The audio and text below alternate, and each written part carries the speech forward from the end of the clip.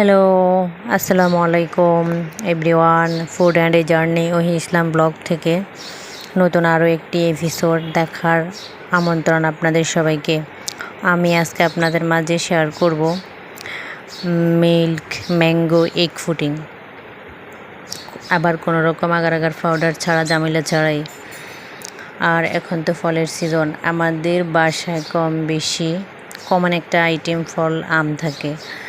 তো আম দিয়ে ঝটপট তৈরি করে ফেলা যায় এই মিল্ক ম্যাঙ্গো এগ ফুডিংটা, তাও আবার ক্যারামেল ফুডিং।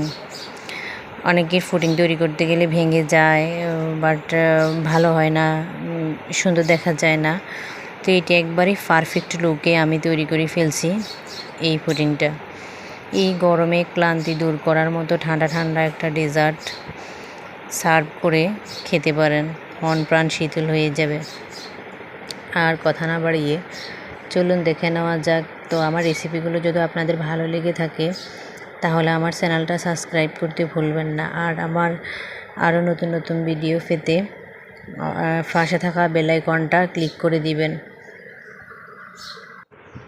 এই ফুডিংটা আমি খুব সুন্দরভাবে বাটি থেকে মোল্ড আউট করে কেটে দেখিয়ে দিয়েছি। এই ফুডিংটা খুব সুন্দর হয়েছে, আর বাট কোনো রকম ভেঙে যায় নাই, ভিতরে কোনো রকমের ছিদ্র হয় না। এটা যে পারফেক্ট তৈরি হয়েছে সেটা খুব সাবধানে মোল্ড আউট করে আমি আপনাদেরকে দেখিয়ে দিয়েছি। এবার একটু কেটে আমি খেয়ে দেখিয়ে দিচ্ছি আসলে কতটা সুন্দর হয়েছে। এটা আমি প্রিজারভেটিভ করে নেই, রুম টেম্পারেচারেই চুলা থেকে নামানোর পরে আমি কেটে সার্ভ করে দেখিয়ে দিয়েছি। এটা ফ্রিজে রাখার পরে আর একটু বসবে, সুন্দর দেখা যাবে, তখন আর একটু হবে, রোড হবে।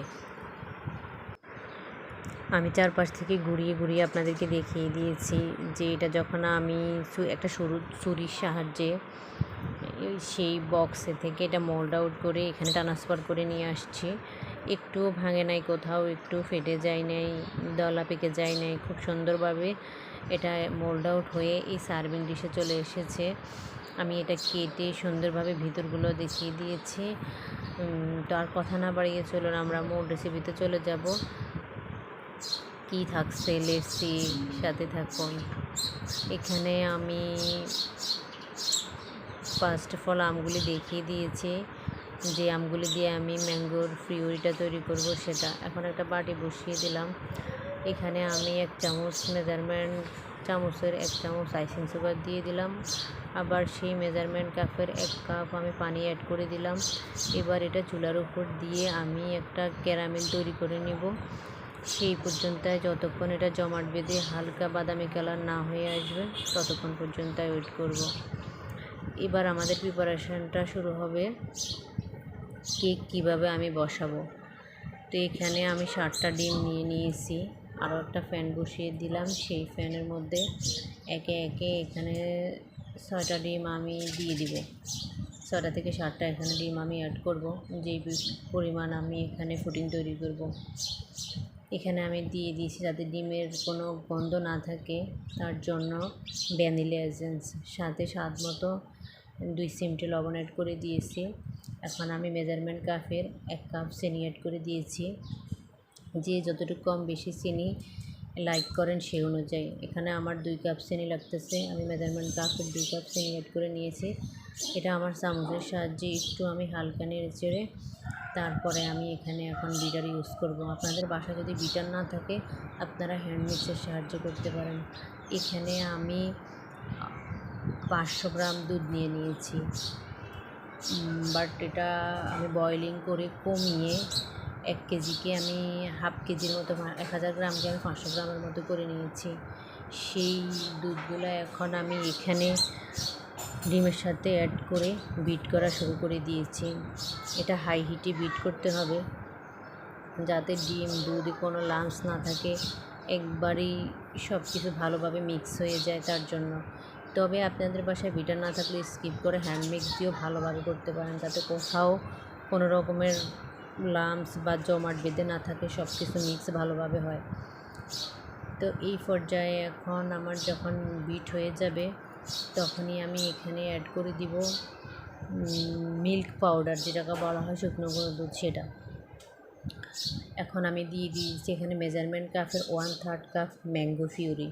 তবে আরেকটা জিনিস লক্ষ্য রাখবেন, আমটা যাতে একবারে টকটকে ফাঁকা হয় বা একটু মিষ্টি টাইপের হয় সেই দিকে। এখন আমি মেজারমেন্ট কাপের 1 কাপ মিল্ক পাউডার অ্যাড করে দিয়েছি এটার সাথে। এটি করে পুডিংটা খুব সফট হবে, এর জুসিনেসটা বাড়বে, ইয়ামি লাগবে খেতে, সেজন্য আবারও আমি বিট করে নেব। এখানে প্রায় 5 থেকে 7 মিনিটের মতো ভালো করে বিট করব, যাতে ফিউরিগুলো আর এই মিল্ক পাউডারগুলো ভালোভাবে ওই দুধের সাথে অ্যাড হয়ে এটা আপনার ঘনত্বের দিকে চলে যায়। কোথাও যাতে কোনো রকমের পাউডারগুলো দলা পেকে না থাকে, জমাট বেঁধে না থাকে, সেই দিকে খেয়াল করে বিটারটা খুব সুন্দরভাবে করে নেব।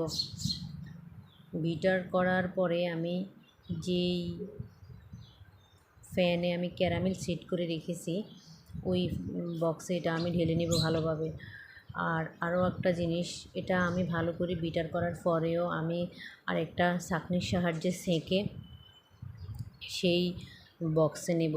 এতে করে যদি কোনো ডিমের লামস থেকে থাকে বা আমের লামস থেকে থাকে সেটা আপনার সেই ছাঁকনিতে রয়ে যাবে। পুডিংটার ভিতরে কোনো ছিদ্র থাকবে না। অনেকেই পুডিং তৈরি করার সময় কিন্তু জালি জালি হয়ে থাকে, সেই লামসগুলি যখন থেকে যায় এই আপনার মিল্কের মধ্যে, তখনই ওই ডিমের পুডিংয়ের মধ্যে ছিদ্র ছিদ্র জালি জালি ভাবটা হয়ে থাকে। ওটা কিন্তু আর এখানে হবে না। সেটা আমি কেটে প্রথমে সার্ভ করে সুন্দরভাবে মোল্ড আউট করে ওখান থেকে সুন্দর ট্রান্সফার হয়ে চলে গেছে, দেখিয়ে দিয়েছি ওইখানে। এখন সেই ক্যারামেলের বক্সে আমি এই ছাঁকনিটা বসিয়ে নিয়েছি। এবার আমি খুব সুন্দরভাবে একটা খুরসনের সাহায্যে এটা খুব ভালোভাবে সেঁকে ওখানে সবগুলি মিল্ক নিয়ে নেব। খুব সুন্দরভাবে দেখতেছেন এটা আমার সেঁকা হয়ে গেছে। আর যে লামসগুলি থেকে যাবে ছাঁকনিতে সেটা আমি ফেলে দিব, তাহলে আর আমার এখানে কোনো ইয়ে থাকবে না, কোনো বাবেল থাকবে না, বাবেলগুলিও এটার সাথে চলে যাবে। এতে করে পুডিংটার জুসিনেসটা অনেকটা বেড়ে যাবে, খুব সুন্দরভাবে সেটা আপনার ইয়ে হবে, কুক হবে।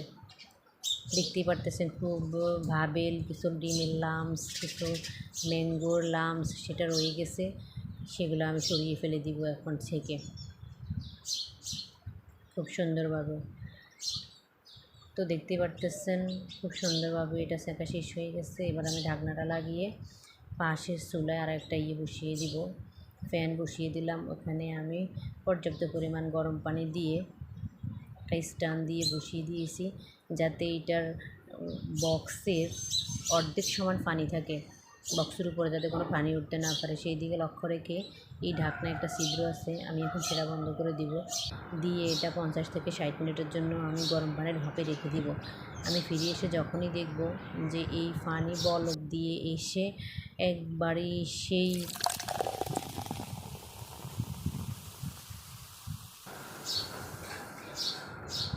স্টানের নিচ পর্যন্ত চলে গেছে, তখনই গিয়ে আমি এই চুলাটা অফ করে দিব। সিদ্ধ ভালোভাবে হয়ে গেছে পুডিংটা। তো পর্যাপ্ত পরিমাণ পানি কিন্তু বলক এসে কমে গেছে, দেখতেই পারতেছেন। আমি অফ ক্যামেরায় 2-1 বার এসে দেখে গেছি। ঢাকনা সরিয়ে একটা কাঠের সাহায্যে এটাকে আমি খুব ভালোভাবে ছিদ্র করে আপনাদেরকে দেখিয়ে দিয়েছি। এটা খুব সুন্দরভাবে কুক হয়েছে। এটা ছুরির সাহায্যে মোল্ড আউট করে এখন আমি সার্ভ করে সার্ভিং ডিশে নিয়ে কেটে আপনাদেরকে দেখিয়ে দিলাম কতটা সুন্দর জুসিনেস হয়েছে। ভিডিওটা যদি ভালো লাগে ফ্যামিলি অ্যান্ড ফ্রেন্ডসদের সাথে শেয়ার করবেন। আজ এই পর্যন্তই, সবাই ভালো থাকবেন, আল্লাহ হাফেজ। Subscribe my YouTube channel.